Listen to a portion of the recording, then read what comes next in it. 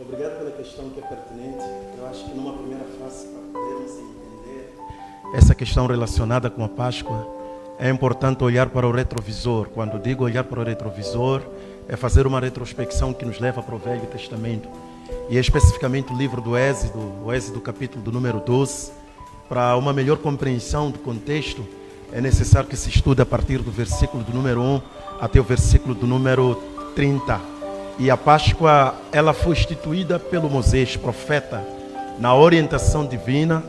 E num contexto histórico a estudar, vai perceber que foi depois de uma sequência de pragas que aconteceram, estava prestes para acontecer a última praga.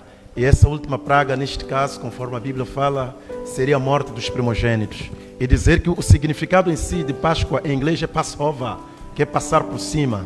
E o Senhor disse o seguinte para o povo de Israel, antes de sair do Egito, neste caso, que deveriam matar um cordeiro, que significa que tinha que ter um cordeiro ou um cabrito, e de acordo com os escritos bíblicos, deveria ser um animal imaculado, que por sua vez tipificava ou apontava para a pessoa do nosso Senhor Jesus.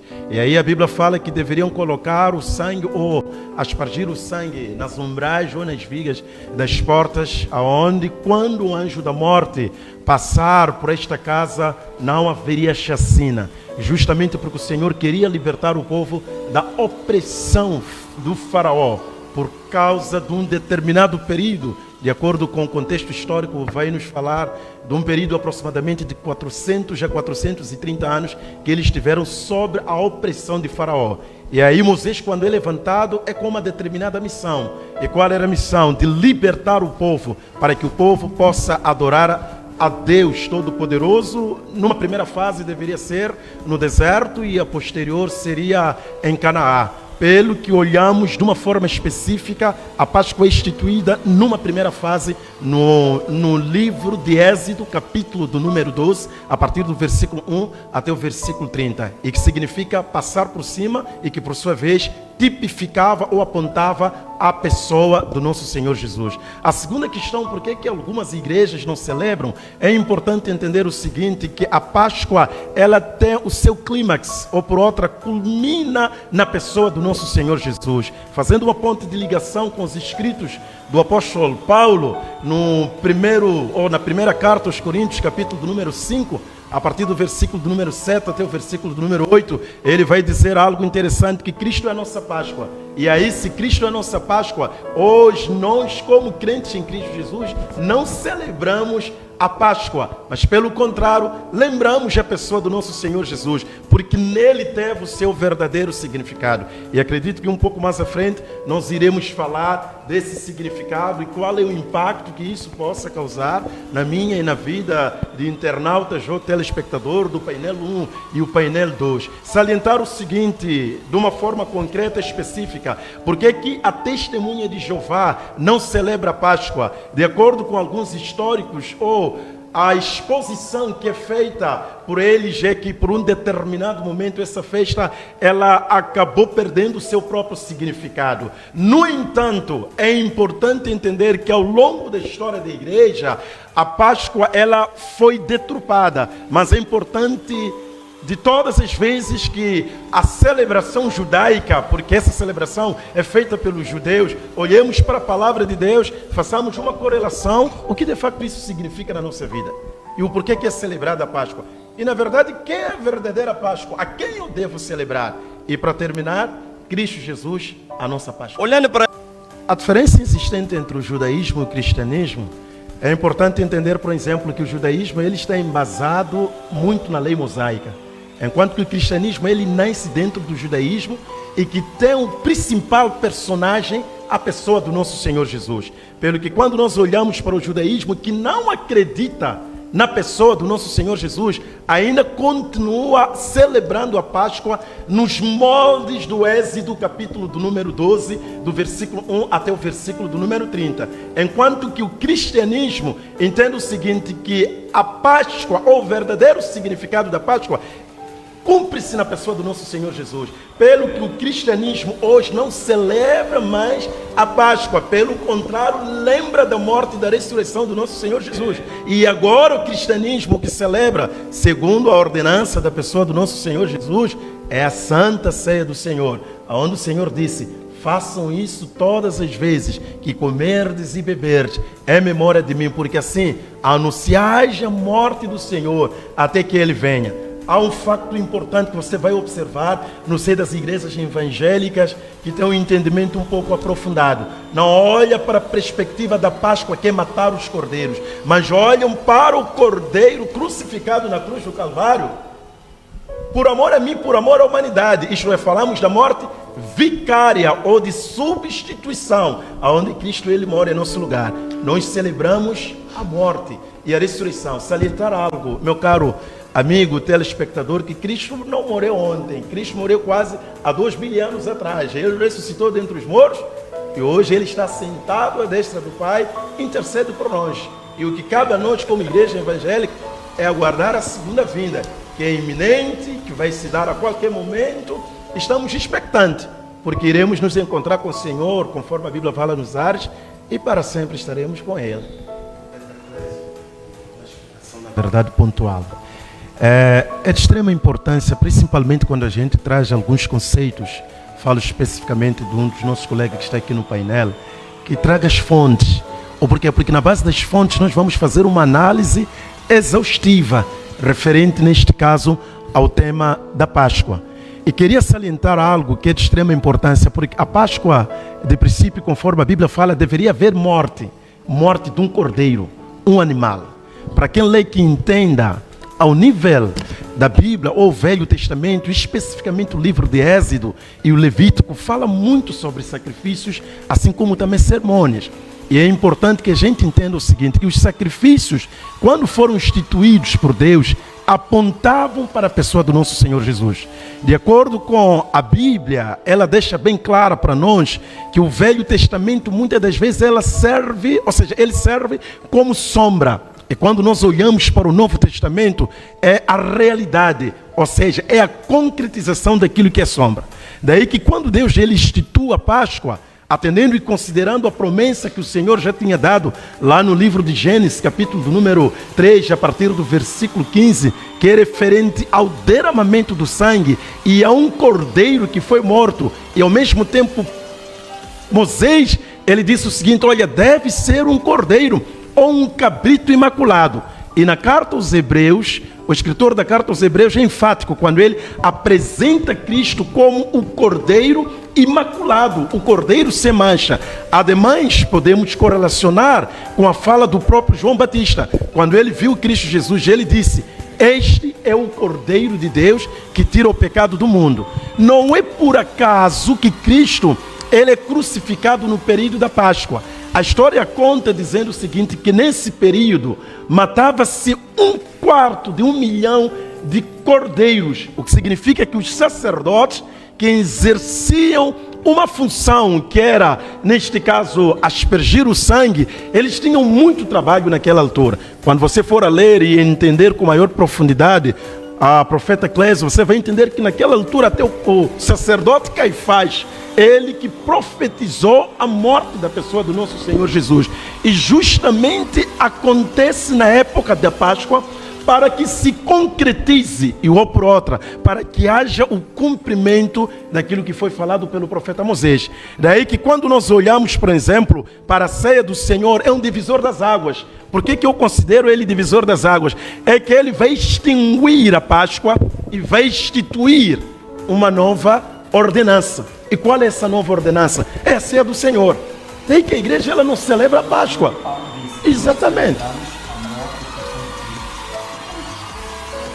Percebe? É esse facto que é importante quando nós formos estudar o assunto sobre Páscoa. Então, se a nossa interpretação ela for superficial e leviana, corremos o risco de incutir nos telespectadores uma mensagem que não é verdadeira. Daí que é importante ir à fonte. E quando eu vou à fonte, eu vou relacionar, porque o Velho Testamento é muita sombra, e essa sombra apontava para Cristo. O que significa que eles, quando mataram aqueles animais, já tinham em mente que nós teríamos um libertador, não físico, mas espiritual. No entanto, naquele momento o que acontece é a libertação física, aonde eles saem do Egito, a caminho de onde? De Canaã, que é a terra prometida. Por quê? Porque o Senhor disse que iria lhes libertar, de acordo com um clamor que já vinham clamando ao Senhor por causa da opressão dos egípcios e especificamente Faraó. Então, dizer o seguinte, para fazer uma pequena correção, num dos meus caros aqui, é que não é uma festa qualquer. Ela tem o seu início lá em Êxodo capítulo 12. E não só fazendo mais uma retrospecção, é que Abraão, antes da existência do povo de Israel, já tinha recebido a informação do Yahweh, aonde Yahweh disse o seguinte: olha, eu vou fazer de ti uma grande nação, os seus descendentes irão passar a escravidão num país, e concretamente seria Egito, e que eu, no seu devido tempo, iria os libertar, conforme a Bíblia fala. E aí, no clímax das pragas, que é a 10ª praga, da morte dos primogênitos, pelo facto de não existir o sangue, o meu cara aqui disse o seguinte: o sangue simboliza o sangue de Cristo, que seria derramado. Então, o anjo da morte, na casa onde não havia sangue, aí havia chacina. Mas onde havia sangue, passava por cima, o que significa que havia salvação. É a mesma coisa hoje que acontece na nossa vida em Cristo Jesus. Hoje eu sou purificado, não há mais condenação para aqueles que estão em Cristo Jesus, que não andam segundo a carne, mas segundo o Espírito. Mas para aqueles que não estão em Cristo Jesus, o anjo da morte, ou a morte espiritual, tem domínio sobre eles. Entendeu, pastor? Exatamente. Exatamente.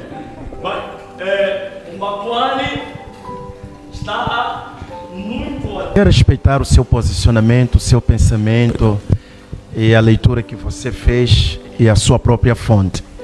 No entanto, é importante entender o seguinte: primeiramente, nós queremos deixar bem claro para os painelistas, assim como também para os telespectadores, que a Páscoa foi instituída no Egito, e a localização geográfica do Egito é em África, e justamente por um povo chamado hebreu, ou seja, hebreus neste caso. E é importante, à luz da palavra de Deus, entender por que os hebreus desceram até o Egito.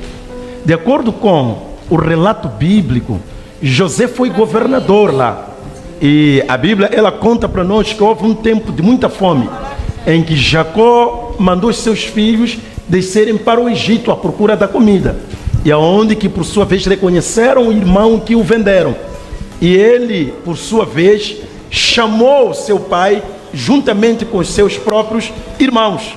Eles começaram a viver no Egito. A Bíblia ela deixa bem claro que nesse período vai morrer José, vai morrer o próprio Jacó, o faraó que tinha colocado neste caso José como governador, e por um período, que é um período de 400 anos a 430 anos, se levanta um outro faraó que não tem conhecimento sobre o povo de Israel. É o relato bíblico. E a Bíblia deixa bem clara para nós que Moisés ele é tirado do deserto. Ou seja, o nome Moisés significa aquele que é tirado das águas, e ser tirado das águas pela filha de Faraó. E que por sua vez, após de ter matado um egípcio, e os seus conterrâneos descobriram que ele cometeu um erro, a Bíblia fala que ele foge, vai até onde? Ele vai até ao deserto, aonde ele recebe o chamamento do Yahweh. O Yahweh que significa eu sou, aonde o Senhor lhe chama. E é importante você entender, à luz da palavra de Deus, que existiam várias nações. E essas nações, conforme a Bíblia fala, que o Senhor escolheu simplesmente uma e única nação, que é o povo de Israel, que para que por meio do povo de Israel o evangelho fosse compartilhado ou proclamado para as demais nações. E aí o Senhor ele chama esse povo, e esse povo vai até o Egito. Espera, acompanha a minha filosofia, ou seja, a filosofia bíblica. Espera. Queria só salientar o seguinte, principalmente referente à Páscoa, há um facto que precisa de ser analisado. Estamos a falar acerca da morte. A morte do Cordeiro, lá no Antigo Testamento, conforme eu estava a dizer, tipificava a pessoa do nosso Senhor Jesus. E era necessário que Jesus, ele morresse na cruz pelos nossos pecados. E essa morte, nós chamamos ela de morte vicária. E o porquê que isso acontece? Por um determinado momento, conforme a Bíblia fala, Deus, foi tolerando alguns pecados. Pelo que a Bíblia fala que chegou à plenitude dos tempos. A plenitude dos tempos é a totalidade dos tempos em que Deus envia o seu Filho, que é Jesus Cristo, que nasceu através de uma Virgem Maria, com uma determinada missão, e essa missão era de salvar a humanidade. Pelo que Cristo, ele foi pendurado na cruz do Calvário. E dentro desse ponto que eu estou a trazer aqui, é importante entendermos que a morte de Jesus, ela serve como a nossa propiciação. Quando falamos de propiciação, é um sacrifício que Jesus ele deu a Deus para satisfazer a justiça de Deus, e que nesse processo da satisfação da justiça de Deus, aplaca e desvia a ira de Deus. Pelo que nós entendemos que os sacrifícios que eram feitos no Velho Testamento também desviavam e ou aplacavam a ira de Deus, ou por outra, cobriam aqueles que sacrificavam. Daí que é importante trazer esse esclarecimento para o entendimento. Muito bom, obrigado, Skep. Talvez esse reparo que eu queria fazer é referente ao apóstolo Paulo, que está a levantar ou falar do imbondeiro da fé, e que na verdade foi um homem que criou muito impacto nos seus escritos. O Daniel diz que ele trouxe uma confusão, o apóstolo Paulo. E pelo contrário, ele não trouxe uma confusão, pelo contrário, um esclarecimento. Referenciar, por exemplo, que a questão da divindade de Cristo Jesus não é mencionado pela primeira vez pelo apóstolo Paulo. É mencionado pelo próprio João, quando ele escreve o Evangelho segundo São João, para combater os gnósticos.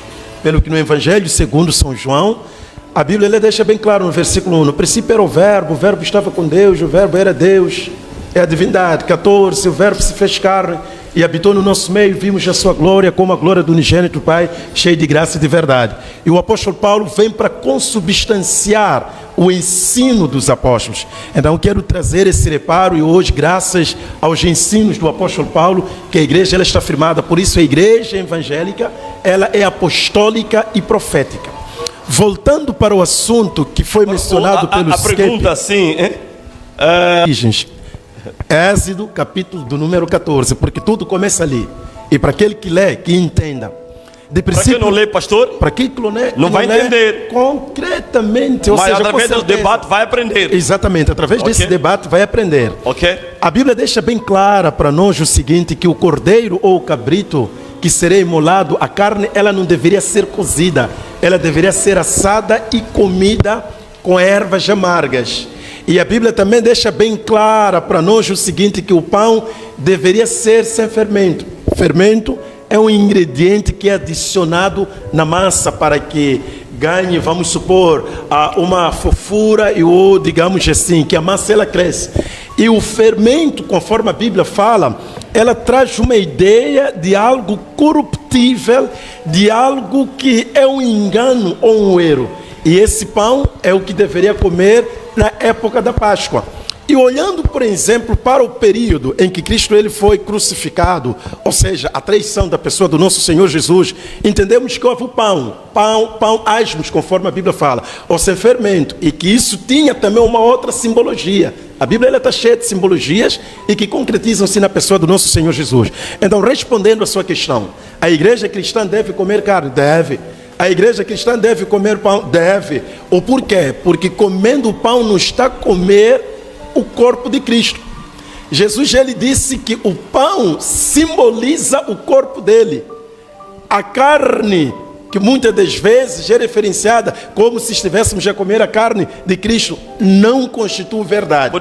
Daí que eu dizia, Skep, que aí vai se instituir a ceia do Senhor. A ceia do Senhor, onde tem o pão, aonde tem o vinho. O pão simbolizando o corpo que foi entregue por nós, o vinho simbolizando o sangue de Cristo que foi derramado para a purificação. Um frango, carne de porco, pode comer à vontade. À vontade. Pastor, se me permite uma coisa. Tudo, na verdade, parte de Romanos capítulo 1, versículo 17. Quando o próprio Martinho Lutero, através das escrituras sagradas, entendeu que o justo viverá pela fé. Não viverá justamente por algumas indulgências ou por algumas obras que ele poderia fazer e queriam lhe levar a ponto de ter uma comunhão perfeita com a pessoa do nosso Senhor Jesus. É importante salientar o seguinte, que nesse processo, olhando um pouco para a história da igreja, ela deixa bem clara para nós que quando alguém morria, e se não era muito pecador ou menos pecador, passava por um processo que chama-se purgatório e deveria fazer uma série de rezes, entre outras atividades, para que a alma dessa pessoa saísse, neste caso do purgatório, para o céu. Então, o Martinho Lutero, ele tem essa grande descoberta, na verdade, um entendimento que foi dado pelo Espírito Santo de Deus, a iluminação, de que o justo viverá pela fé. E aí vai surgir as igrejas protestantes. No entanto, eu acredito que esse não é o escopo do nosso debate. O escopo da nossa debate é Cristo, a nossa Páscoa. Vamos celebrar a Ele. Vamos celebrar. E talvez, por exemplo, referente às visões, conforme já foi falado aqui, o meu caro apresentou a visão dele, o meu jovem também a sua própria cosmovisão. Mas o que importa referenciar nesta noite tão maravilhosa está relacionado muito com a morte da pessoa do nosso Senhor Jesus. Quando Jesus dizia o seguinte: Deus meu, por que é que tu me desamparaste? Que Eli lama sabatana. Ali estava a acontecer um processo tão profundo. Ou porque Cristo, ser crucificado na cruz do Calvário, ele deveria morrer pelos nossos pecados. Ele carregou os nossos pecados. A Bíblia fala que o nosso Deus é tão puro de olhos que ele não pode contemplar o que é a maldade. Naquele exato momento, o Yahweh, o Deus Todo-Poderoso, ele vira as costas, de modo que a ira fosse descarregada sobre a pessoa do nosso Senhor Jesus. E ao descarregar essa ira sobre a pessoa do nosso Senhor Jesus, iria aplacar, ou seja, desviar, neste caso, a ira dele sobre as nossas vidas. Então, esse é o processo que aconteceu. A morte de Cristo para nós, na verdade, é considerada como uma morte vicária ou de substituição, aonde Cristo ele mora em nosso lugar, e a Bíblia fala que ele foi sepultado e no terceiro dia ele ressuscita dentre os mortos. A morte não deteve, ele venceu a morte, arrancou, conforme a Bíblia fala, as chaves do inferno, e a Bíblia fala que é o Cordeiro de Deus que vive para todo sempre. E com isso eu quero dizer o seguinte, que a ressurreição de Cristo também garante a ressurreição nesse caso, ou seja, que crê em Cristo Jesus. Nós temos a certeza e temos essa convicção que um dia nós vamos ressuscitar. E salientar o seguinte para os que vão amanhã à congregação: olha, ceia, celebra a ceia, tenha uma reflexão tão profunda referente à morte e à ressurreição da pessoa do nosso Senhor Jesus, e alegre-se porque em breve a segunda vinda de Cristo